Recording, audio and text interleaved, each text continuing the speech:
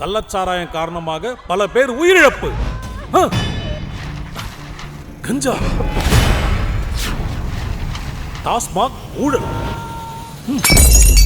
என் மகனை சுடுகாட்டுக்கு அனுப்புன உங்களுக்கும் அதே கதிதான். மறக்கவும் மாட்டோம், மன்னிக்கவும் மாட்டோம். மாற்றம் வேண்டும், அதற்கு பிஜேபி தான் வேண்டும். தாமோ அன்பரசன் அவர்கள் ஏப்ரல் 21, 1960 அன்று காஞ்சிபுரம் மாவட்டம் குன்றத்தூர்ல ஒரு நடுத்தர குடும்பத்துல பிறந்தாரு. அவருடைய தந்தை மோகலிங்கம் முதலியார் ஒரு ஜவுளி வியாபாரி. தன்னோட பள்ளி பருவத்திலேயே திராவிட முன்னேற்ற கழகத்தின் கொள்கைகளால ஈர்க்கப்பட்ட அன்பரசன் கலைஞர் கருணாநிதியின் பேச்சுக்களால கவரப்பட்டு திமுகவின் தீவிர தொண்டரா தன்னுடைய அரசியல் வாழ்வு தொடங்கினாரு. தொடக்க காலத்துல குன்றத்தூர் பகுதியில திமுகவின் கிளை கழக பணிகள்ல தன்னை ஈடுபடுத்தி கொண்ட அவரு சுவரொட்டிகள் ஒட்டுவதில இருந்து கட்சியின் கொடியை ஏற்றுவது வரைக்கும் அனைத்து அடிப்படை வேலைகளையும் முன்னின்று செஞ்சவர். இவருடைய சுறுசுறுப்பை கவனித்த தலைமை இவருக்கு இளைஞர் அணியில முக்கிய பொறுப்புகளை வழங்குச்சு. குறிப்பா 1980களில் மு.க. ஸ்டாலின் அவர்கள் இளைஞர் அணியை கட்டமைத்த போது அவருக்கு துணையா நின்றவர்கள்ல அன்பரசன் மிக முக்கியமானவர். படிப்படியா வளர்ந்த அவரு 2003 ஆண்டு காஞ்சிபுரம் மாவட்ட செயலாளராக நியமிக்கப்பட்டாரு. இது அவருடைய அரசியல் வாழ்வில் ஒரு மிகப்பெரிய திருப்பு முனையா அமைஞ்சது. ஏன்னா அண்ணா பிறந்த மண்ணில் மாவட்ட செயலாளராக இருப்பது என்பது மிகுந்த பொறுப்பு வாய்ந்த ஒன்றா கருதப்பட்டுச்சு. அன்பரசனின் தேர்தல் அரசியல் பயணம் 2006 ஆண்டு தொடங்குச்சு. சென்னை புறநகர் பகுதியான ஆலந்தூர் பகுதியில் முதலா போட்டியிட்ட அவரு அப்போதைய அதிமுகவின் செல்வாக்கு மிக்க வேட்பாளரை தோற்கடிச்சு சட்டமன்றத்துக்குள்ள நுழைந்தாரு. இவருடைய நிர்வாக திறமையை அறிந்த கலைஞர் கருணாநிதி முதல் முறையே இவரை அமைச்சரவையில இணைத்து தொழிலாளர் நலத்துறை அமைச்சரா பொறுப்பு வழங்கினாரு. 2006 2011 வரையிலான அந்த காலகட்டத்தில் அமைப்பு சாரா தொழிலாளர்களுக்காக பல்வேறு நலவாரியங்களை உருவாக்கி அவர்களுக்கான உதவித்தொகைகள் மற்றும் சலுகைகளை சீரமைத்தார். இருந்தாலும் 2011 ஏற்பட்ட ஆட்சி மாற்றத்தின் போது பல்லாவரம் தொகுதியில போட்டியிட்டு மிக குறைந்த வாக்கு வித்தியாசத்துல தோல்வியை தழுவினார். இந்த தோல்வி அவரை முடக்கல, மாறா அடுத்த 5 ஆண்டுகள் மக்களுடவே இருந்து அவர்களுடைய குறைகளை கேட்டறிந்தார். இதன் பலனா 2016 ஆண்டு மீண்டும் ஆலந்தூர் பகுதியில போட்டியிட்டு வெற்றி பெற்றார்.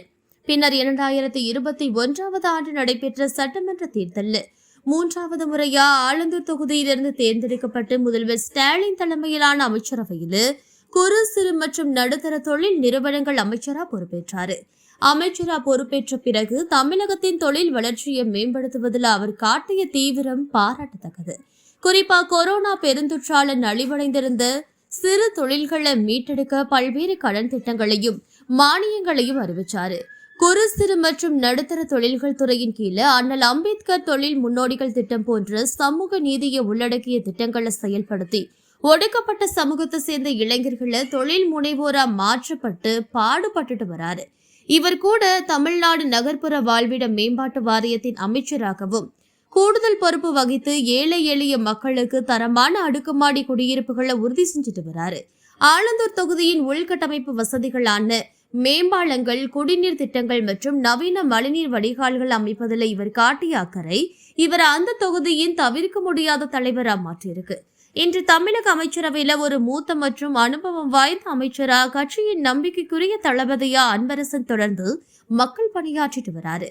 அவர் அரசியல் பயணம் என்பது உழைப்பாலும் விசுவாசத்தாலும் ஒரு சாதாரண தொண்டன் எவ்வளவு உயரத்தை அடைய முடியும் என்பதற்கு சான்றாயிருக்கு.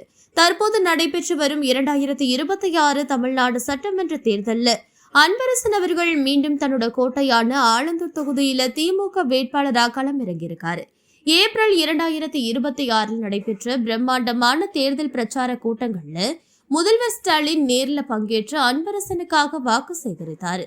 குறிப்பா காஞ்சிபுரம் மாவட்டத்தின் படப்பை மற்றும் செங்கல்பட்டு பகுதியில் நடைபெற்ற பொதுக்கூட்டங்கள்ல திராவிட மாடல் ஆட்சியின் சாதனைகளை முன்வைத்து அன்பரசனை வெற்றி பெற செய்யுமாறு முதல்வர் வேண்டுகோள் விடுத்தார்.